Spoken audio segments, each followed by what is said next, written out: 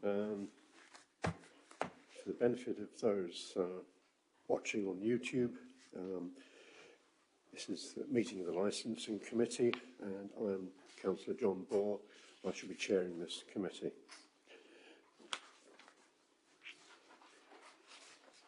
Just a few housekeeping things. We aren't expecting a fire this evening or fire alarm practice, so if the alarm goes, we exit through the doors over there and gather outside in the car park. And could everyone please switch their mobile phones to silent. Come to item 2. To declare the existence and nature of any disclosable pecuniary interest, other pecuniary interest, or non-pecuniary interest relating to items on the agenda, having regard to the code of conduct for members and having taken appropriate advice where necessary before the meeting. Any declarations? No? Yes, item 1, Chairman. Apologies. Oh, yes. Apologies for absence. We have 2, is it, or 3? 2. 2. Councillor Mrs. Pell and Councillor Wright. Thank you very much.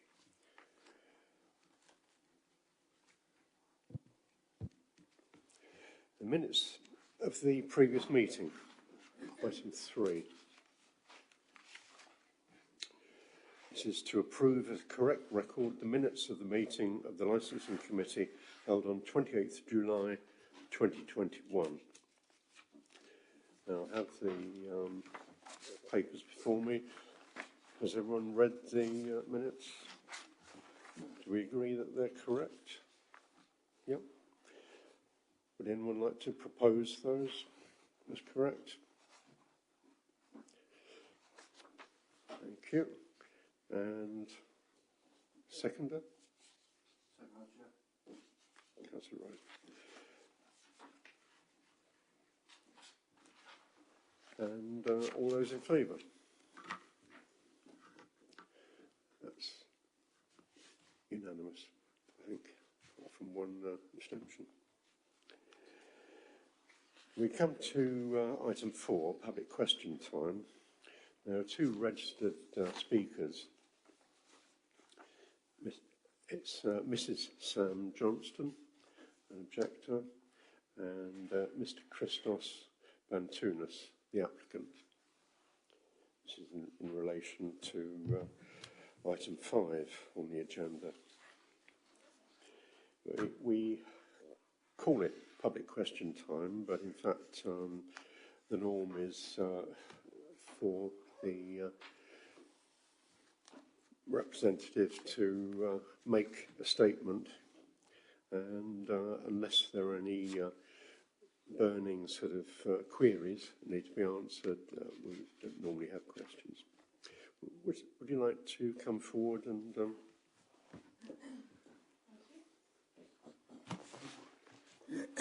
Evening. you have three minutes, and you will be timed. Okay. Right.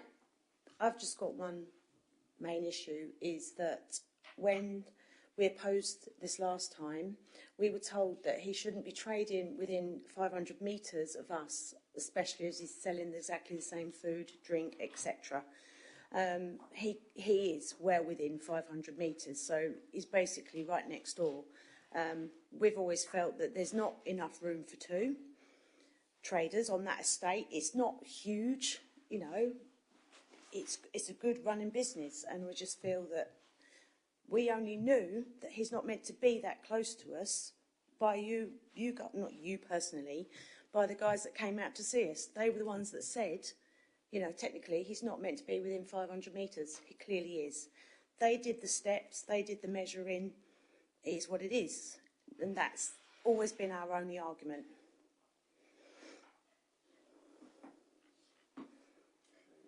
Is that all you wish to say? I think so. Okay, thank you very much. Thank you.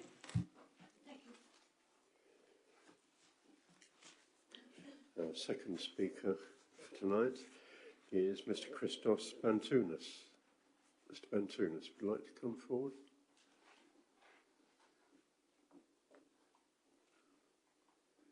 Press the button on your right. Hello.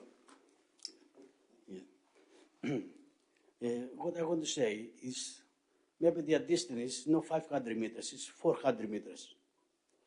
But the thing is, the industrial estate is big enough because it's 6 avenues. It's work about maybe 800,000 people there, plus the builders, because I am outside for the building side.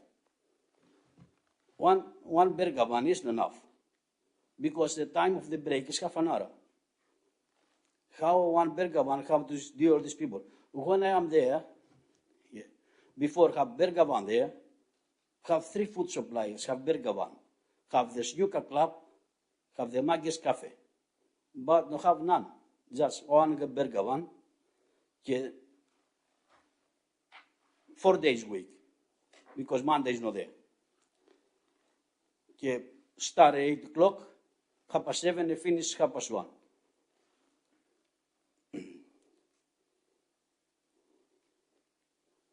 I think the state is big enough because all these people working there.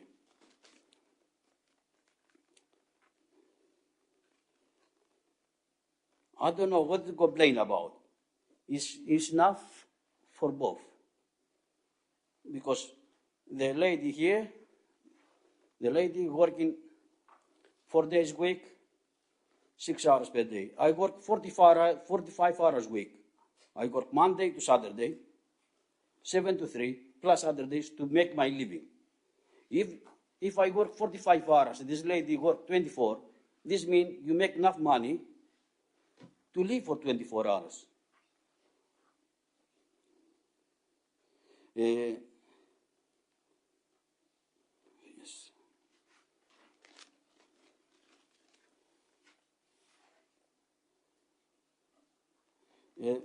Because this estate is big estate. It's big estate for 2 burger vans, I think, in my opinion. I want to say, if you stop my license to trade there, I am sorry for all these people there, because no have nowhere to eat. Because if the lady is not there, no have nowhere to eat. After have to go all the way up in the town for half an hour break, would have finish all the break to have one sandwich or to have nothing.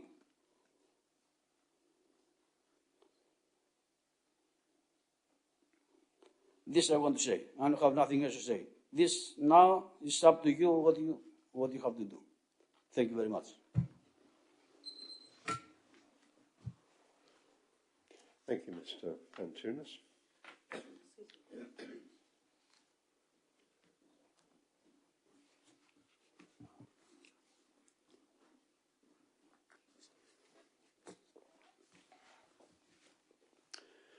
So we now move on to item 5 rather, the street trading consent application for 2nd Avenue Bluebridge Industrial Estate, Halstead, and you'll find the report on pages 5 to 18.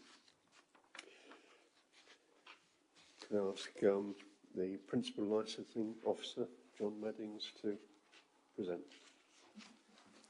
Thank you, Chairman.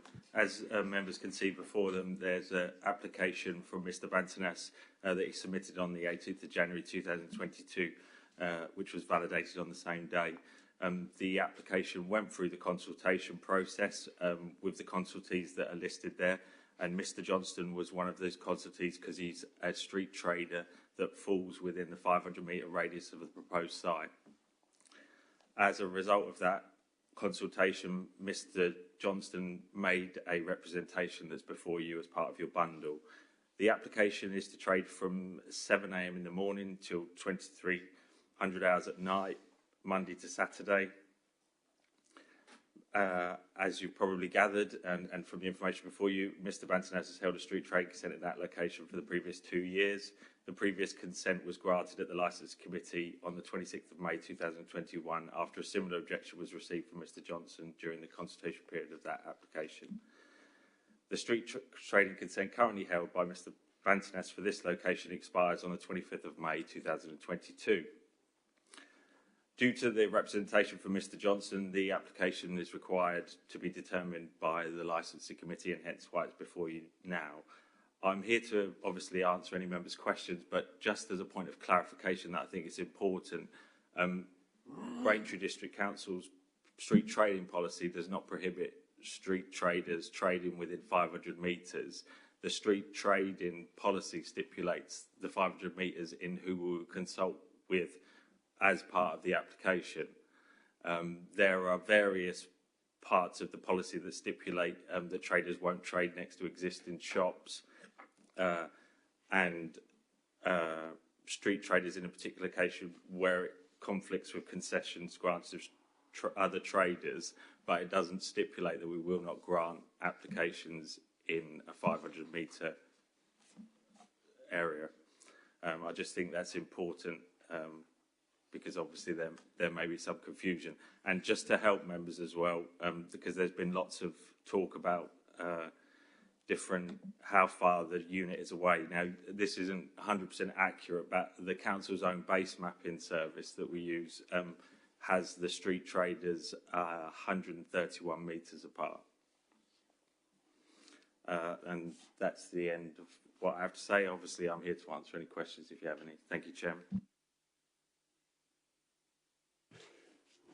I'd like to open this up now for debate to members. Does any member have any questions? Councillor Schwier. Yeah, thank you, Chair. Chair, could I just ask John Meddings, having read the report, I don't see any significant change, and you made the point about it being 131 metres apart, but presumably they have traded in the past 2 years with this in existence as is. Could you just confirm that, please? That's correct. Any further? Councillor Johnston.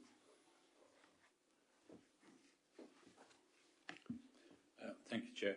Just a point of clarification. I mean, we've just heard 7 till 3 trading hours, and yet on the application it says 7 a.m. to 11 p.m. Monday to Saturday, which is different to what we've just heard Monday to Friday, 7 till 3. Can we have clarification of that, please? So the application is what's stipulated in my report. It's then down to, so the consent issued will be granted for that period of time. That doesn't mean that the applicant will need to operate at that time. It's purely that, yeah. Thank you. Any further questions? None? Councillor Raymond. Yes, I have one question. In last 2 years, if the council had received any antisocial or nuisance complaints regarding Mr. Bantaness and his business, him being operating over there has caused any issue at all? Yeah, as part of the consultation period, the relevant parties, i.e. Essex County Council Highways, the Environmental Health team, are consulted and they have the opportunity to put their concerns forward. From a council's perspective, there's been no complaints regarding the operation of Mr. Bantaness's street trading consent. Thank you very much. Any Councillor Hensman. Yes, thank you, Chair. Again, a point of clarification on point 8. It asks for the rating of the last food hygiene. I can't find it. Do we know what it is, please?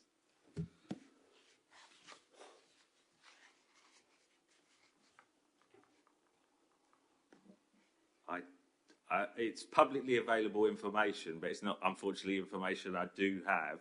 Currently, Braintree District Council don't actually have a criteria for what they would accept as a minimum standard for street trading consents. It's something we're looking at It's just that they have to be registered and obviously approved. Councillor Rose. Thank you, Chairman.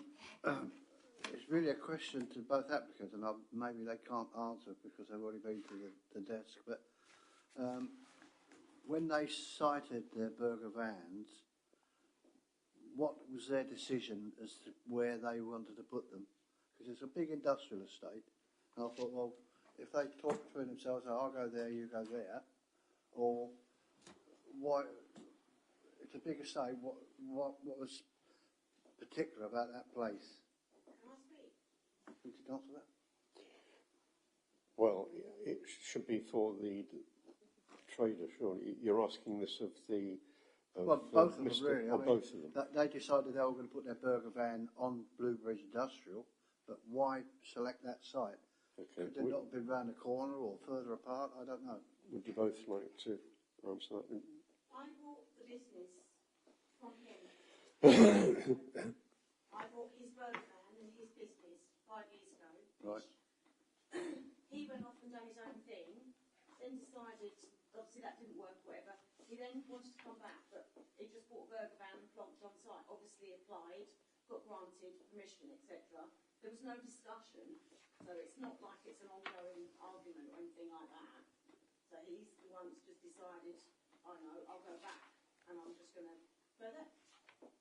So it wasn't discussed, you know, you can go there, it's not what it's about, is it? So that's obviously another part of our argument, he's too close. That's how we feel. Okay.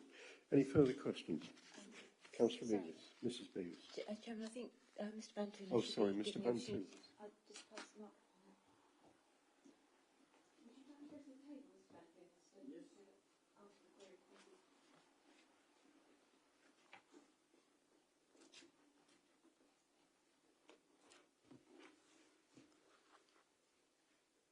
Yes.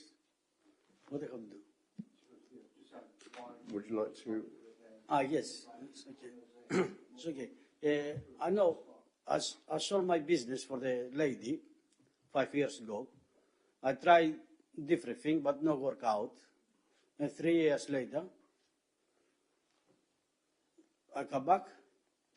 The reason I come back is because I have my old customers call me, say for me, why you not come back?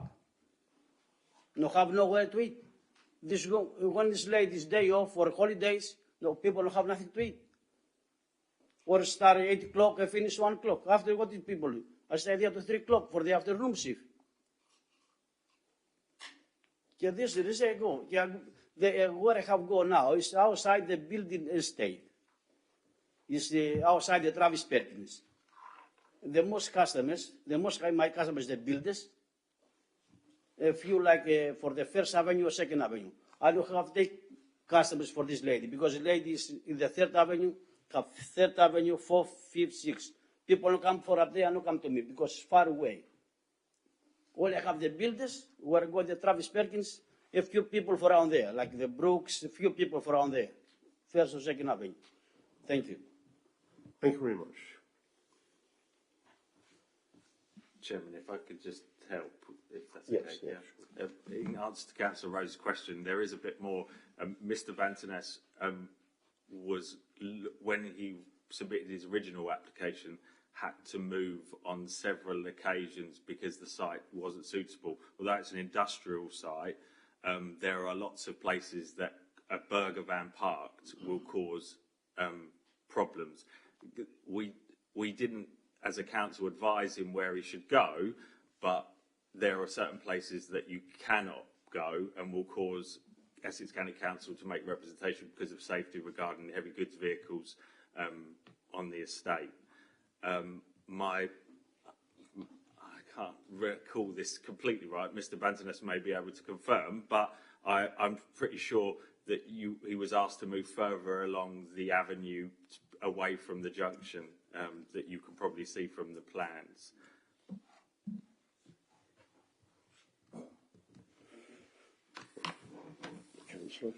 Councillor. Always a good thing is you can mediate in these situations. I know you can't suggest that they've got to go and be situated somewhere, but in your opinion, do you think there is anywhere suitable that somebody could move to? It seems to me as if somebody's got to move here, because we won't get any mediation whatsoever. There has to be a compromise somewhere. Talk rather than war. You know, let's try and compromise. Are you able to suggest anywhere, or can somebody suggest somewhere else? Have they discussed it? You know, all these things cross my mind. If I may, Chairman, without going into too much detail, during the first application, there was a number of discussions that took place between the council and Mr. Bantoness about where he could and couldn't go, and there were a number of reasons that Mr. Bantoness put why he couldn't go certain places, and obviously there were safety issues, and it was left at that, and the application came in and was granted, and so we as the licensing team haven't done any mediation beyond that first application that occurred over a year ago. Thank you. Yes, Councillor Beavis, and then. Okay, thank you, Chairman. I've got a few questions to ask, if I may. I mean, first of all, I sort of know the site quite well, and it is quite a large site, and it's clearly a growing town. So one would assume there is capacity for two. I've read the papers fully. I'm not sure I've got all the answers quite yet. What I'm trying to understand a bit more, I mean, clearly there's a sort of a personal issue going on here, because Mr. Brantinas sold the business 5 years ago, and quite usual. There would be a legal agreement to someone that is selling a business to say that if the person's doing that, they can't start selling somewhere else within a number of miles. That's quite normal standard legal stuff. So I guess my question first is, and if I've missed it, I'm sorry, I couldn't see whether there was a previous agreement. So that's my first question, because as hard as it is, if there wasn't something legal put there, then I think we have a bit of an issue there. Secondly, from my understanding, we're quite within our rights to grant two licences on an estate of this size, providing it fits all of the criteria. The other question I just wanted to ask, and it's probably down to the applicant actually, is in terms of, you spoke about the industrial estate, and the town gets very congested a lot of the time, and it's very hard to get through the town. So I can see, you know, that people do want to get to the estate because it's easier. So one would assume that all of that kind of early surveying is done, and that the town is sort of big enough for two vans, albeit I appreciate there are some issues there, but if there wasn't anything legally binding originally, I find that it's quite hard, actually, because we haven't got that to go on. It may be there and I missed it. So on your point, first point there, that would be a civil matter. It wouldn't be anything that we had any control over whatsoever. And as you've heard, the 500-metre rule is only for who to consult, and not. We don't have a policy on how close people should be. Councillor Mrs. Cunningham. Thank you, Chairman. I remember I struggled with this one last year because, similar to Councillor Beavis's statement or wording, is I find it quite difficult that the fact that Mr. Bantonas sold the business to Mrs.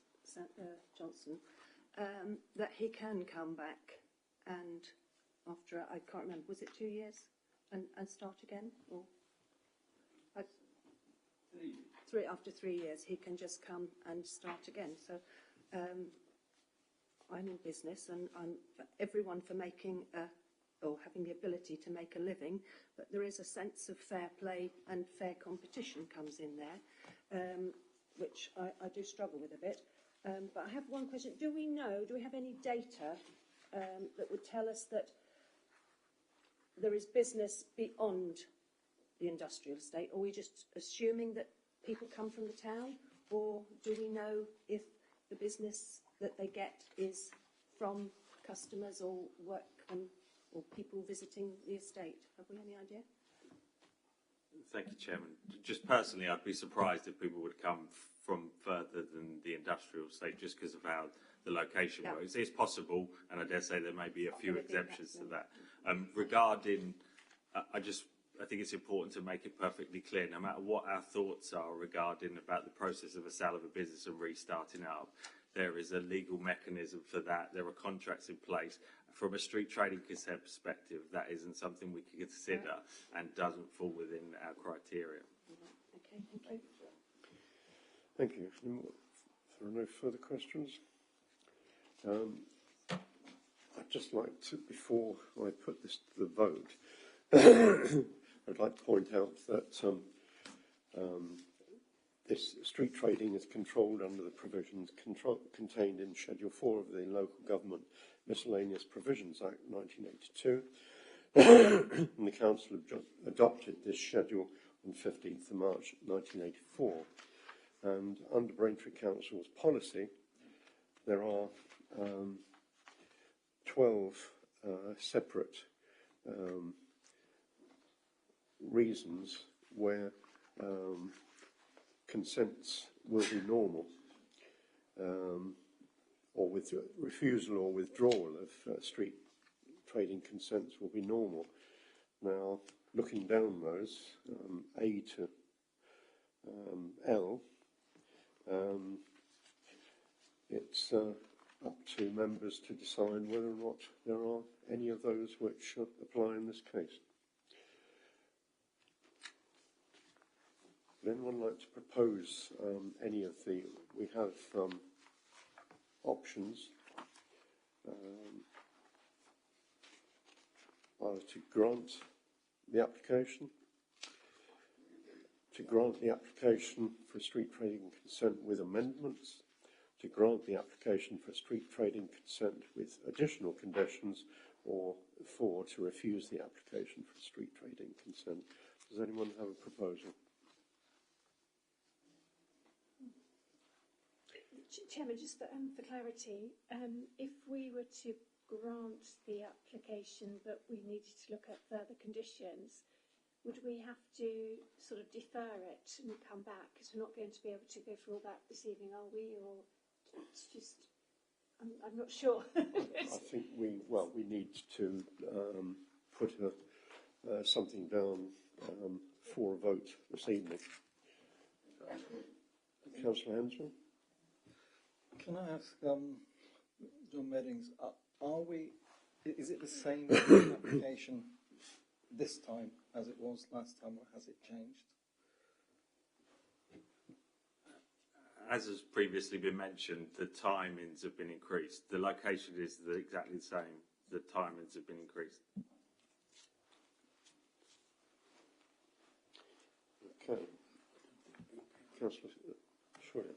Chair, having listened to all that's been said in the questions, and considering the history, and taking into account the advice from our officer with regards to whether the sale and the comeback of the applicant is nothing to do with this licensing application, I am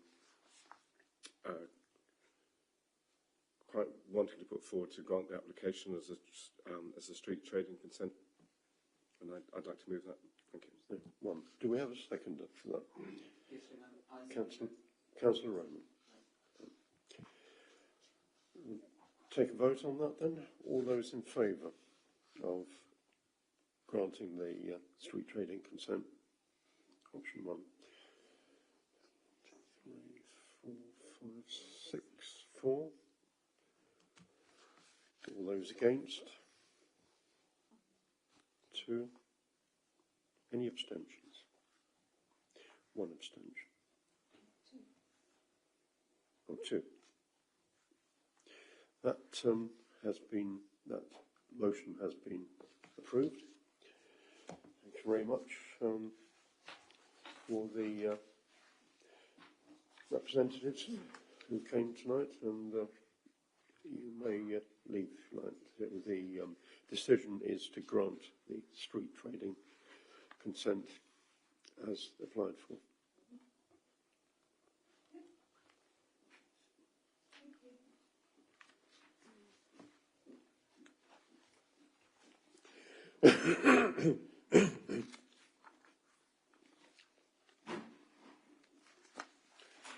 Okay, we move on to, good evening.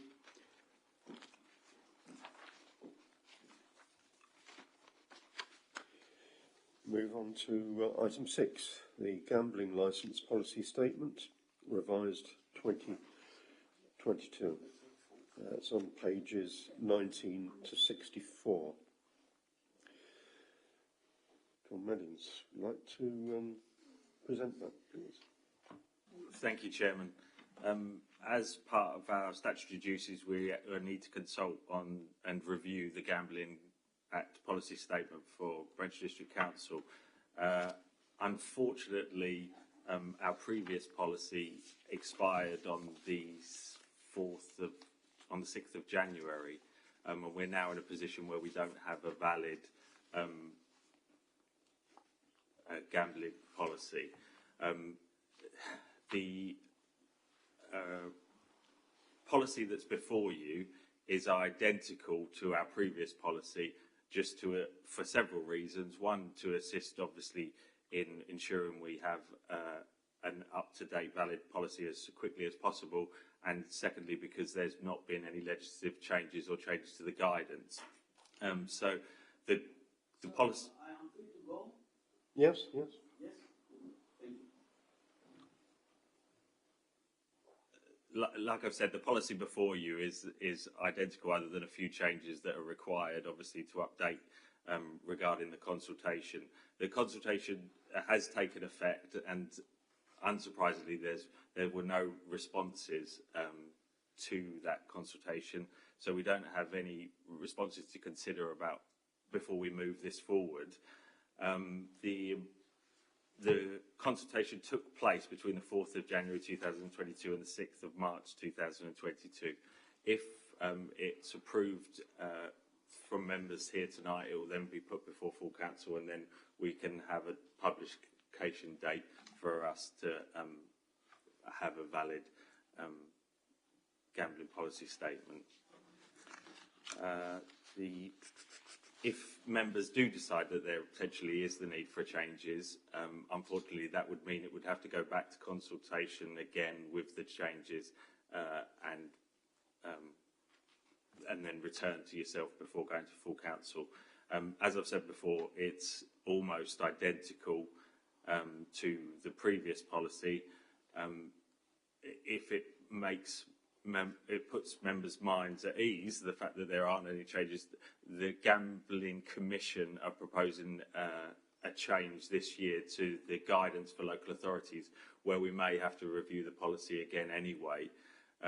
So from a risk to the local authority, and as my officer's opinion is, it's the safest option is to approve this policy to full council, and then when the changes occur, a more fundamental review of the policy and potential changes takes effect then. I'm obviously here to answer your questions if you have any. Thank you, Chairman. Okay, so as you've heard, there are no changes, and if we do approve this tonight, then we will at least have a legal gambling policy in place. Does anyone wish to make any comment? Councillor Schweer. Thank you, Chair. The officer's report, I think, was quite accurate in what he said, but I think the important point is there has been no responses to the consultation from the 4th of Jan to the 6th of March. Also, the fact that the licensing policy may well be reviewed in 6 months gives us an opportunity to come back. So therefore, I would like to recommend the recommendations in 2 and 2.1 of the report. Thank you. Thank you. Seconded by Councillor Mrs. Beavers. Thank you, Chairman, and I concur. Nothing to add. Thank you. Can we take a vote on that? Where's the floor? That's unanimous. And now we come to licensing committee update on pages 65 to 67. That's just to keep us up to date with what's happened. Over to John Meddings again. Thank you, Chairman. There's just something to quickly raise that looks like an oversight from the recording of the minutes from the previous meeting. I didn't realise how long ago the last licensing committee was. So the update potentially doesn't cover all applications that have occurred in that time. It's, as the report says, an update from the beginning of this year. And as the Chairman has mentioned, it's a way of us as officers updating the work we're doing and future challenges. So I will just briefly go through, if obviously members have questions, I can take them. Recently, members undertook some enforcement activities on taxi and private hire vehicles in the district, and general compliance was good, but we did find some suspensions that needed to happen due to road safety issues, i.e. The standard of roadworthiness of tyres and things like that. We are working closely with the police on a number of issues now, specifically taxi and private hire enforcement and enforcement of licensed premises, and that's working on a monthly basis now. We do an evening officers with Essex Police. Just as a point of interest, we are seeing the light at the end of the tunnel regarding the effects of COVID on applications. They are gradually returning to normal. We're seeing a huge increase in taxi and private, or specifically private hire applications, due to the fact that it appears that a large operator is moving their business away from licensing their vehicles with Uttlesford and now with Braintree District Council. As an example of that, just this week we've had nearly 20 brand new vehicles added to the fleet, and that looks like being a fairly regular occurrence now. Some of you members may be aware that we're currently reviewing the taxi and private hire policy across the board, and we've established a small members working group that's been very successful and helpful to officers. And we are now putting a draft together, and hopefully we will have some news on that, and that will be, first of all, put to the working group that they are happily, and then it will be presented to the committee as a whole. The reason for that is and I've mentioned this numerous times before, it's about ensuring members are bought into the policy because it's their policy, it's your policy, so should I say, sorry, and that you need to be actively involved because you'll be making decisions on that. And I think that has helped no end from an officer's perspective, and hopefully we'll see that bearing fruit in the future. As again, some of you may be aware, we've had 2 drivers' panels since the beginning of January. One was successful and the other was refused. And lastly, the HMRC has finally passed guidance on the tax conditionality checks that are required on private hire and taxi drivers and scrap metal collectors. And so that it's not Braintree District Council checking applicants are paying tax. It's a way of central government ensuring that their applicants are in the tax system somewhere or another, and that's done through a check code. So just briefly, an applicant will go on the system, register for tax or evidence that they're registered for tax or in the tax system, and then they'll, depending on the outcome, generate a code which then we will have access to as part of their application, and that's all we do. So there is some work and there are some changes to be done, but we won't be expected to grant or refuse on that, but they will need to prove that they're in the tax system as part of the application process. And that's just a brief summary. If you've got any questions, I can obviously take them. Thank you, Chairman. Councillor Rose. Thank you. Yeah, thank you for that report, John. My only question is that if members look on page 66, 3.5, it mentions the very guidance from HMRC that John spoke about. And you can, if you want to, you can go down onto the government site, and there is quite a serious document that explains all that. And it's changed for taxi, private hire, scrap metal and licence applications from April 2022, so it's almost upon us. My only question was, Chairman, perhaps John can answer, would there be any financial implications to your department, John, or not?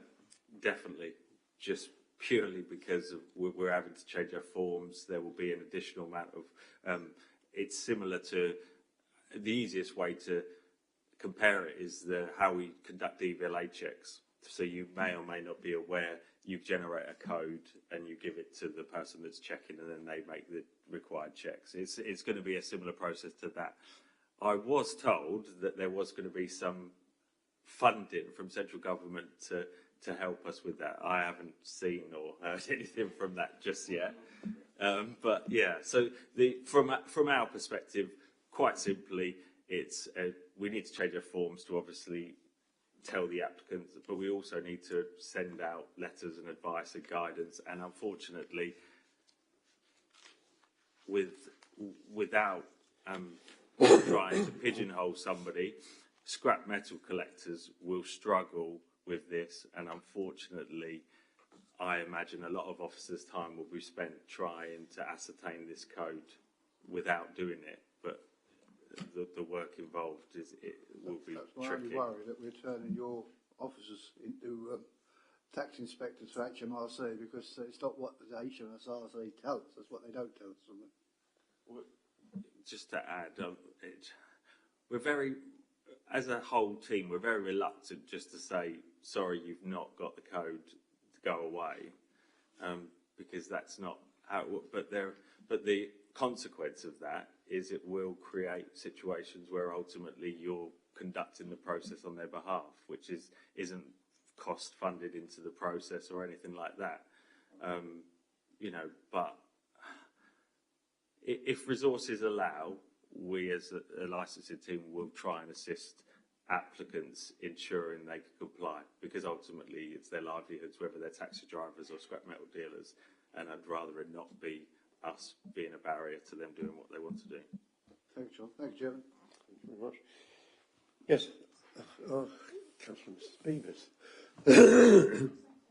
Sorry, I thought Councillor Johnston was before me, but yeah, that's okay. I was only going to say, if I may, Chairman, just to, excuse me, for recording in the minutes if possible, our thanks to John and his team for all of his hard work. I mean, we talk about some of the stuff we're looking at. It's not the biggest department in this authority, and yet the amount of work that this team produces, and actually quite often they have to be reactive, and I refer to one case that we were looking at in this chamber for about a week. I think there was about 3 of us coming in every day.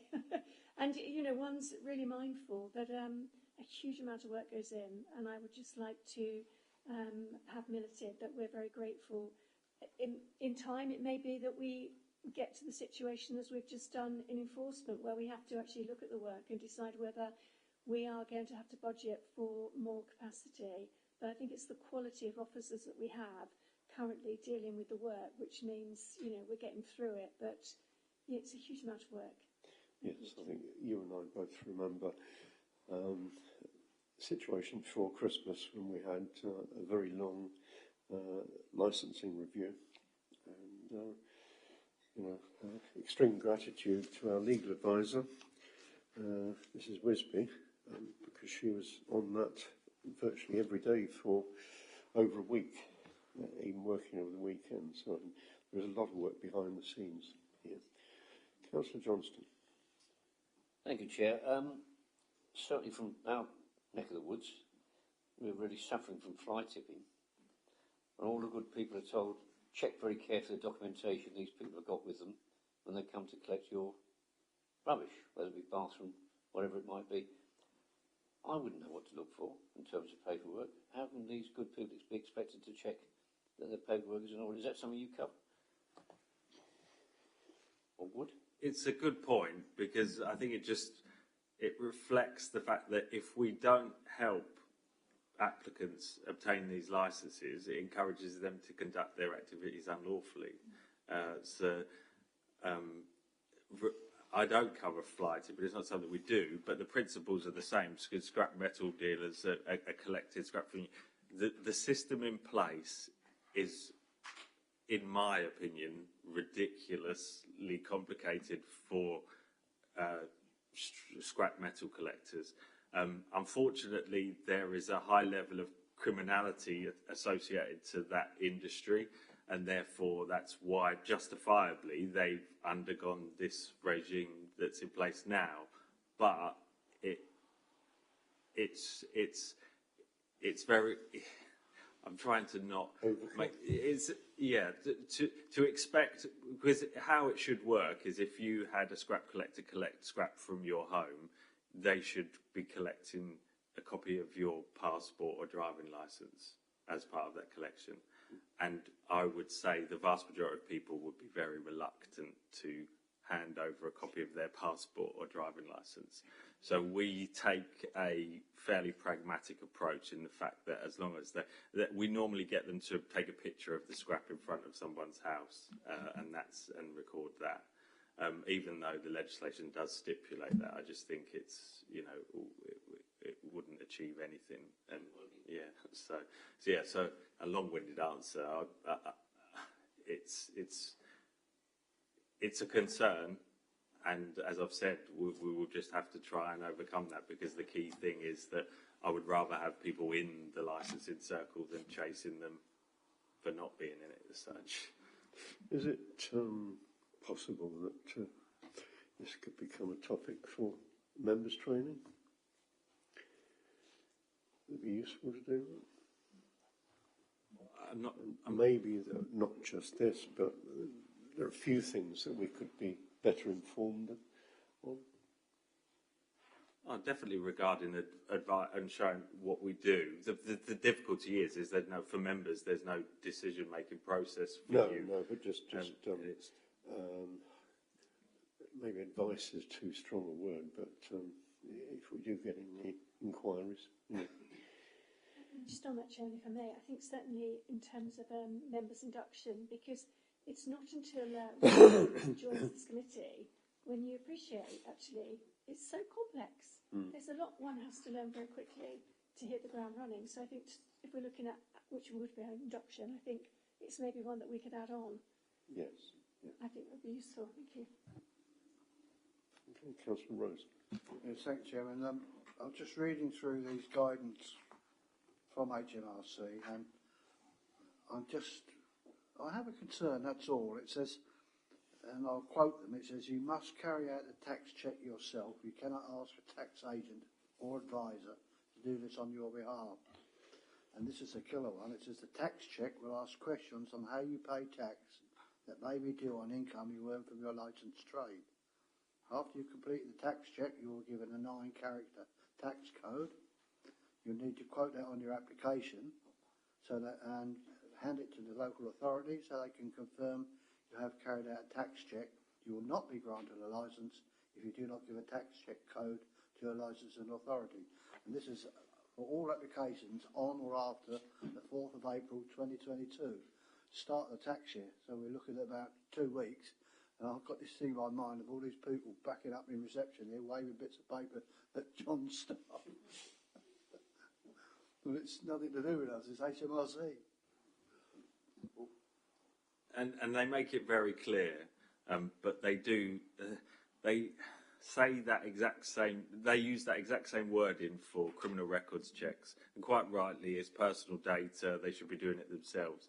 But the bottom line is we're dealing with people potentially that can't read or write, and you're expecting them to log onto a computer, sign up to a system, and then I'm not saying that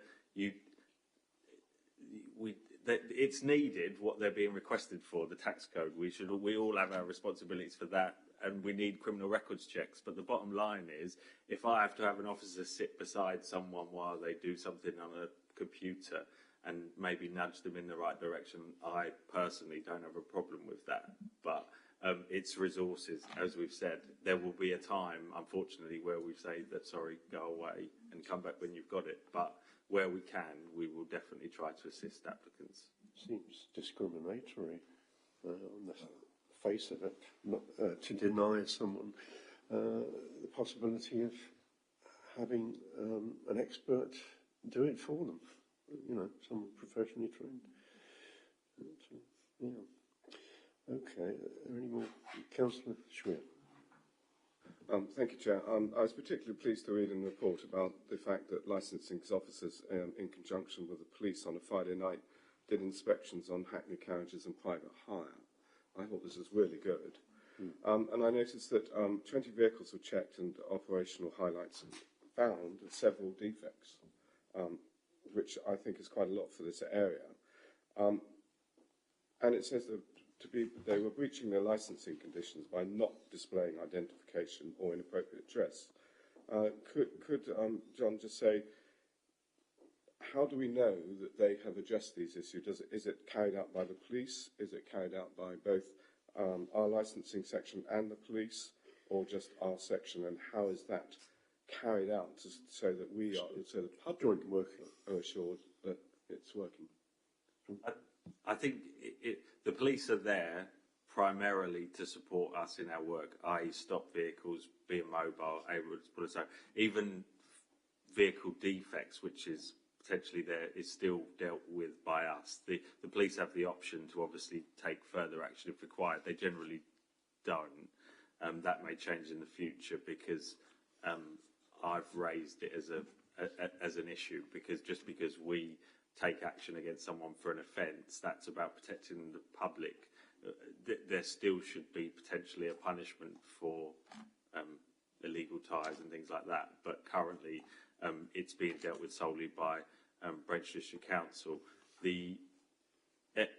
Everything's been followed up to the dress code, and failing to display the identification or your driver's licence is dealt with by a written warning, and obviously they can then, if this continues happen, and it's the same regarding dress code, any safety issues are dealt with as a suspension initially, and then if required it will be escalated to a driver's panel. But we're in the infancy of restarting these after we've been through COVID. The police are very proactive in wanting to do joint working with us, and we will take full advantage of that, hence why it's now a programmed monthly activity that we're doing.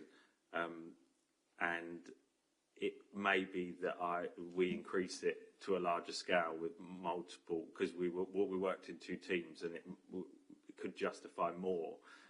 So we may increase that. But the key thing is that the industry have been hit hard, and and a lot of people left, and then weren't many vehicles working for a considerable period of time. Now we're coming out of the end of that, and the industry is recovering. We now need to step up our enforcement activities in line with that.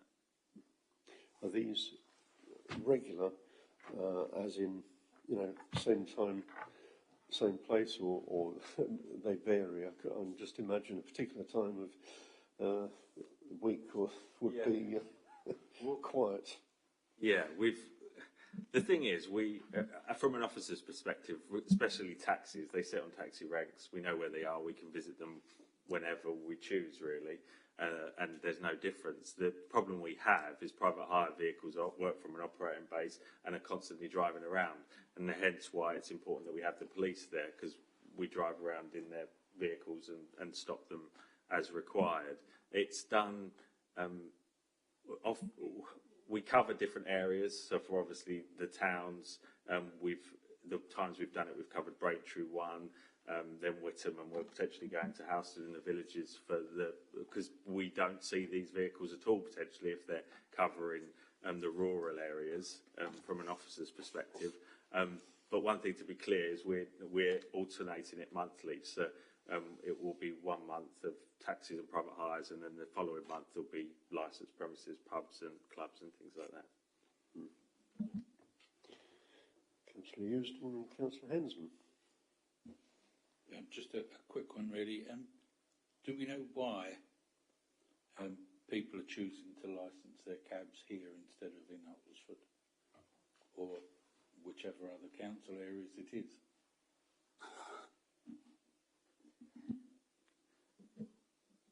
There's a certain amount of politics at play, I think, because of a large corporation, I think, has fallen out with well, I'm not entirely sure. The key thing is everybody, and we're doing it currently, is reviewing our processes and procedures and how we do things. Other councils have adopted different mechanisms to ensure that their drivers of vehicles are trained or appropriately. The way a number of councils have gone for a full day's training package for the applicants, and I think that, especially during COVID, as people are making the conscious choice to avoid that. Just to assure members, from a standards perspective, we have a very robust criminal records check, safeguarding. It's more about how local authorities choose to conduct the other just as important activities like disability awareness, numeracy test, knowledge of the district. We currently conduct it through our application process and then a knowledge test where it's under their own guise. They go away, research the area and the rules, and then they're tested on that standard.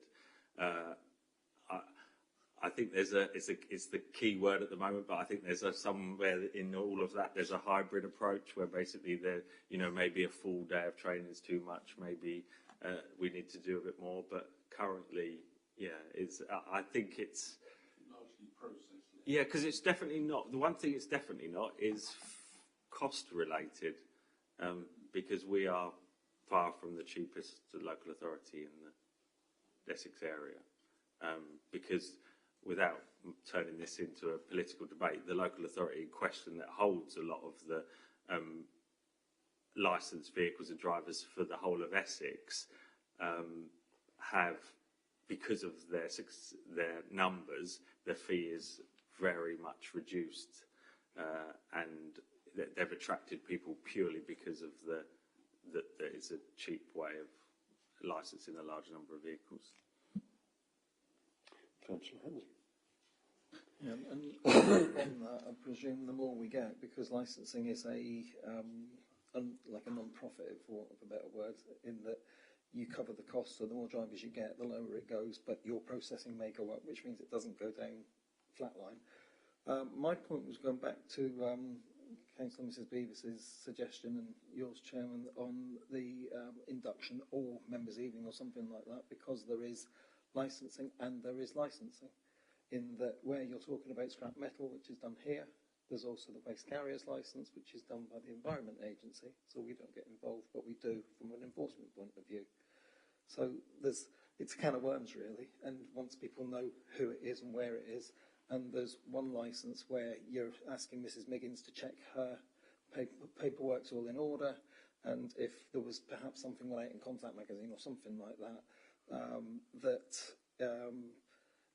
one of the licences is only valid for the district in which it's operating. So for every district that carrier is in, they have to get a licence from each individual district. And it's little nuggets like that people wouldn't get. So they can produce a waste carrier's licence or whichever one it is, and it's may not be valid for the actual area because you'd think, but it's issued by the relevant authority or you've got one. Same with your taxis and your PHVs. There, we've got some going up into the Midlands now because of choice. You can get licensed wherever you want, and that's valid anywhere. So why do some licenses allow you to do that and others not? So there's a lot of little bits on specific types of license and how they work. And I know Mrs. Wisby screams out for a replacement with the 1976 Act, but needless to say, we're not getting it, and there's no signs of anything soon coming through with everything else that's going on. So it's a case of, I think it would be a good, whether it's a fact sheet or something, an aid memoir or something like that, that says, here is a licence, here's what it does, here's where it's valid, here is a licence, here's where you get it from, and so on. Thank you, Chair. Thank you. Yes, I'd just like to make one comment, harking back to what John was saying about the driver and vehicle standards group. I very much look forward to that coming before us as a committee. It's been very interesting being on the group. I've spoken to people from other authorities. If the television programmes are particularly poor one evening, it would be quite interesting if you're desperate to look around at what other authorities are actually doing. I've seen a large number of authorities making their taxi service quite distinctive and do everything they can to make them safer, basically. Yeah.